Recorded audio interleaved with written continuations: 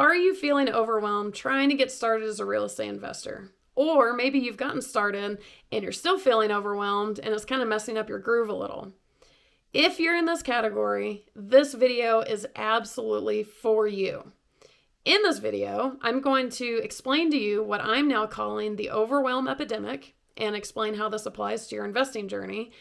I'm going to give you a solution to the overwhelm, and then I'm going to give you a couple of examples to really kind of drive home the practical application of when the overwhelm comes into play and how it can kind of goober you up. So, if you're feeling overwhelmed, trying to get started as an investor or with investing in general, hit that like button. I want everyone to know that they're in like company. Get it? Little pun there. Like company. Okay. All right. So you've hit the like button, you're overwhelmed, and I know you are because you're still watching. So let's dive in. What is the overwhelm epidemic? It's what I'm now calling this entire situation of the feeling of extreme overwhelm. Again, trying to get started as an investor or while you're investing. And what that causes is paralysis. There's so much information coming at you. You just you can't get your bearings. You can't get traction on something. You're overwhelmed. So that is what I'm now calling the overwhelm epidemic. It is absolutely an epidemic. You are not the only one experiencing this. This is kind of how it goes today. Most people I talk to are feeling some level of overwhelm, and it is absolutely negatively impacting their forward progress as an investor. So that is the overwhelm epidemic. Well, where does it come from? Think about it. If you Google how to be a real estate investor, what happens? All this information comes swarming at you. You should do this. You should do that. Definitely don't do this. Don't listen to that guy. He's wrong. Scam. You could do this strategy. Shouldn't do that. But if you do that, you should not do this. Right? It happens to all of us. And even worse, most of us didn't learn anything about investing in school, so we don't even really have a foundation to know who should we be listening to, what information's accurate. There's no checks and balances on the internet. Anybody can tell you what you should be doing. They may not actually have a clue. It's a lot. It's overwhelming. It happens to most of us.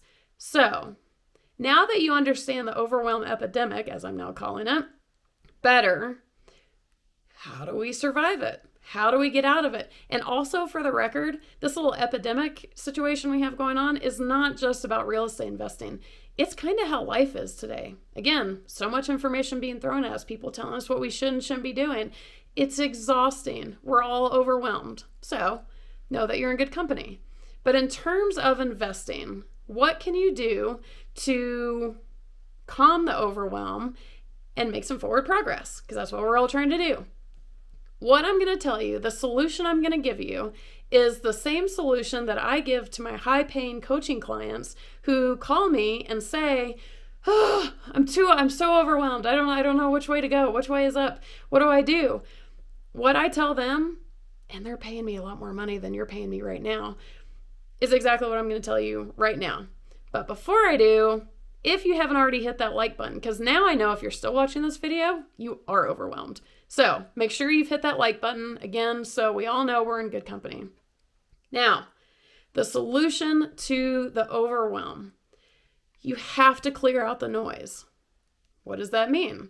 So think about it. You Googled how to be a real estate investor. You got all this information. You've been collecting all this information. It's really exciting and it's really fun. But now you have this gigantic table's worth of information and it's too much. This is absolutely a TMI situation. Too much information. So, what's the answer? You have to lessen the amount of information that is on that table in front of you. Clear out the noise. You have got to clear out all information that you have gotten that does not apply to what you're trying to achieve or what you're trying to do. Does that make sense? It's narrowing the pool. If you have 100 different things to look at versus 5 different things, am I right? The 100 things to look at is going to be incredibly overwhelming compared to 5. So that's what we're trying to do here is get rid of everything that does not apply to you. 2 hints about clearing out the noise, and then I'm going to give you a couple of examples. Number one, if you need help clearing out the noise, you're like, well, I don't really know if that information is applicable, or should I keep that or should I toss it? The number one thing to help you with that part of this is being clear on your goals. So, for example, if passive income is your goal, well, any information related to wholesaling, you could probably trash. That's an active strategy. So the more clear you are on your goals, the easier it's going to be like, nope, that doesn't apply. Yep, that applies. Keep that, trash that. Okay, so be clear on your goals. If you need help with your goals, focus on that part first before you take in any information. Figure out what your goals are. You can change them later, but figure out what they are. So then when you get back to this information overload, you can better sift through everything. The second thing to know about clearing out the noise and sifting through information is this is a continuous process. You're going to do it once initially to really kind of get yourself on a better footing, get rid of all that extra stuff. But then as you go, you're going to continue taking in more information. You're going to continue hearing advice from different people. This is going to be ongoing. So you need to always have in your head, is that information applicable to where I am right now? And if it's not, get rid of it. You've got to keep that pool of information tight knit so you're not overwhelmed. And you want to think about going deeper with a topic versus wider. The more information you have, the wider you're covering, and you can't go really deep. In order to get traction, you've got to deepen your knowledge about one thing or a couple things versus a little knowledge about 100 different things. Okay. So now you know what the overwhelm epidemic is, and you know the solution to it. You got to clear out the noise. And I gave you a couple little helpful hints on how to do that or things to think about while you're doing that. Now I'm going to end with 2 examples just so I can kind of hopefully drive home ways that you can apply this in your investing journey. First example, super straightforward, I even kind of alluded to it, is let's say that rental properties are your goal. You want as passive income as possible.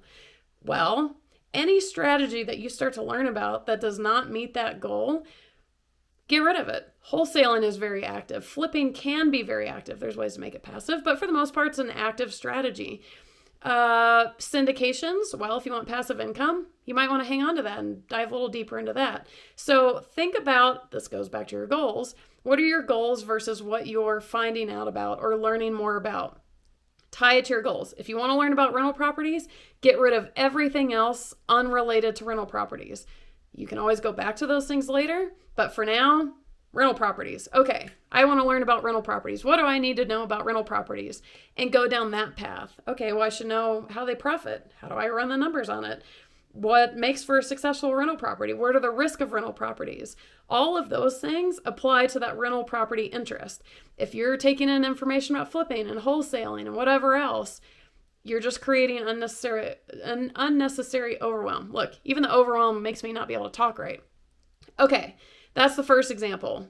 If you want to pursue one strategy and you're learning about a lot of other ones, get rid of them.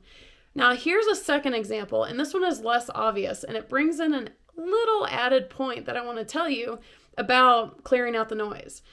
On one hand, clearing out the noise means don't worry about stuff that doesn't apply to you.